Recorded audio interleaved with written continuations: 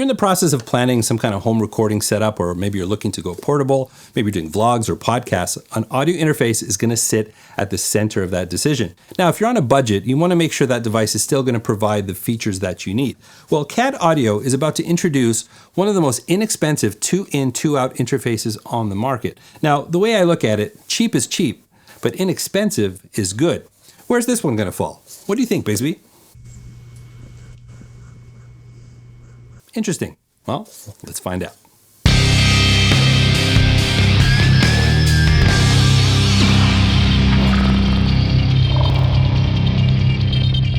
Hey there, thanks so much for joining me today. So yes, we are looking at the CAD Audio CX2, and let's do a quick overview of the physical features of this device. So as I said, it's a 2-in, 2-output interface. You've got the inputs right here on the front. These are combo jacks, so they take XLR and 1/4 inch. User selectable line level or instrument level here right on the front, and that's for both channels as well as independent gain control. You've got this direct monitor switch here, which allows you to sum the two channels or put it in stereo mode or independent mode. That's a great feature if you're doing podcasts. You've got an option there.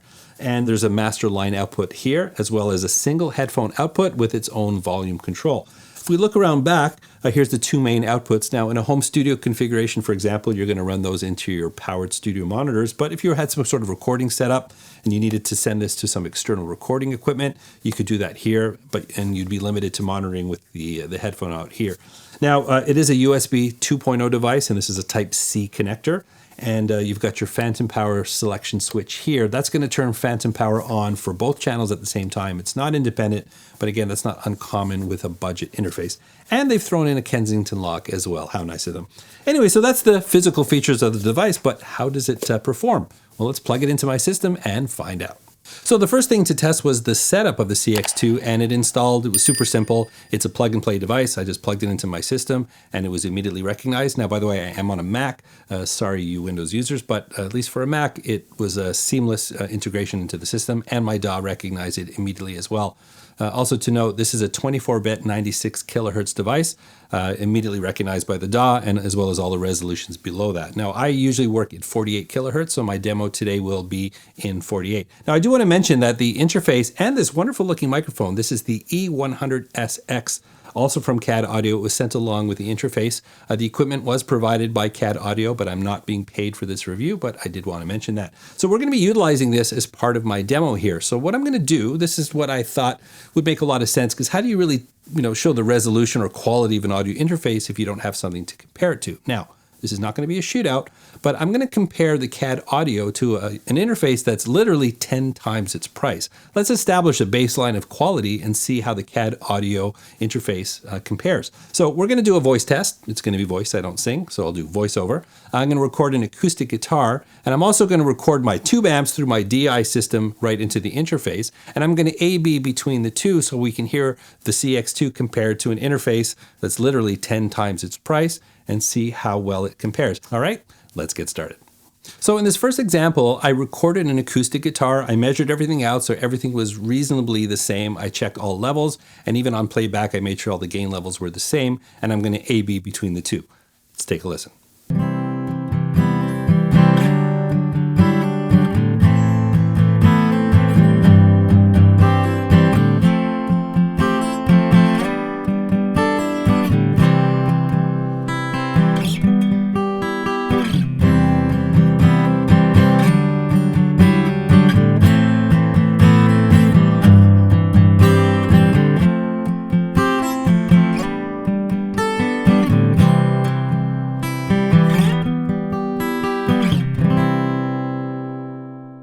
In the second example, I recorded a voiceover, both through the same microphone here, and we're going to switch between the two interfaces to see how the CX2 compares. Let's check it out.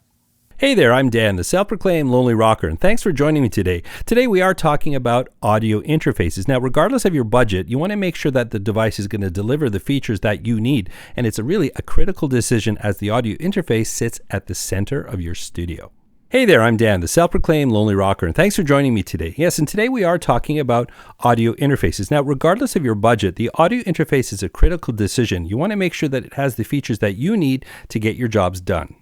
Hey there, I'm Dan, the self-proclaimed lonely rocker, and thanks for joining me today. Today we are talking about audio interfaces. Now, regardless of your budget, you want to make sure that the device is going to deliver the features that you need, and it's really a critical decision as the audio interface sits at the center of your studio.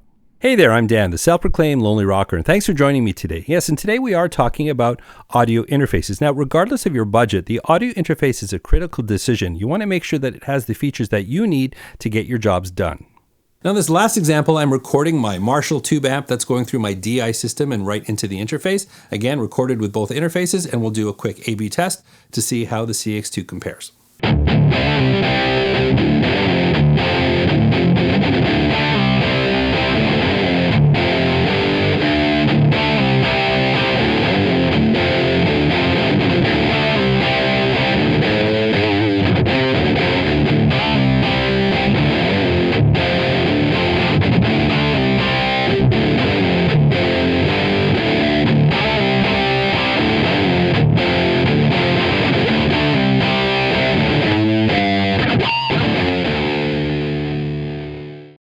So I decided to step off this review for a day before I shot this wrap up, and I just wanted to cleanse my ears a little bit. Now, while I admit the tests that I did here weren't overly scientific, I think it allows us to use what I think is the most important tool that we have in creating music, and that's our ears. And to my ears, I couldn't hear the difference between the things I recorded with the more expensive interface and the CX2.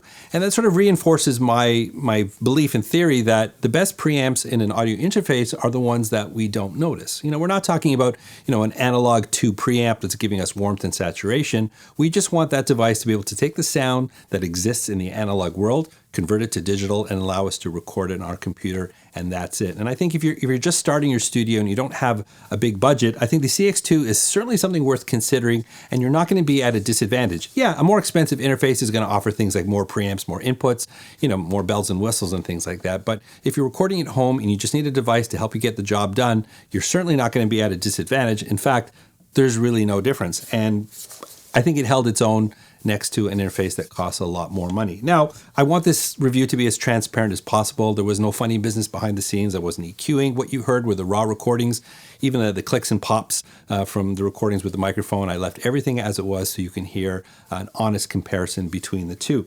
Now, to be fully transparent in terms of my thoughts about this product, the one area that I would sort of give it my con or my thumbs down is the visual feedback or the lack thereof on this device. Now, I understand there's going to be compromise made to keep the cost of this device down, but one thing that I really like in a device is one that's going to give me some visual feedback. The visual indicators on this device are really, really small. I don't need full VU meters necessarily, but I do like to get some visual feedback, some clear visual feedback that I have a good recording signal going through the device. There is a clipping indicator as well, but again, it's very, very, very small. So that would probably my biggest complaint. I mean, in terms of construction, it's a well-made unit. I'm not going to say it's the most durable unit. I mean, you've got plastic dials on here. Again, it's a budget interface. There has to be compromises to keep the cost down, but it feels really well built. It's a nice looking device. And as you heard, it sounds just as good as an interface worth a lot more money. So anyways, that's just my impression of this device. And CAD Audio actually has been around for almost 90 years, and they have an extensive lineup of products, audio products, microphones, accessories. So I'm definitely going to put a link in the description. Definitely check them out if you haven't heard about them. They're a company with quite a bit of legacy, so a lot of engineering went into making this device. So congrats to CAD Audio for introducing a great new product into the market. Well, I hope you've enjoyed this video. Would love to hear your thoughts on that. That's what the comment section is for. Don't forget to like, subscribe, ring the bell. If you really want to support this channel, I'm on Patreon. I have affiliate links. All of that is down in the description below. But the most important thing is to check out another video. I've got one waiting for you right here. And remember, you don't need a band to rock and roll. And I look forward to seeing you again in another video.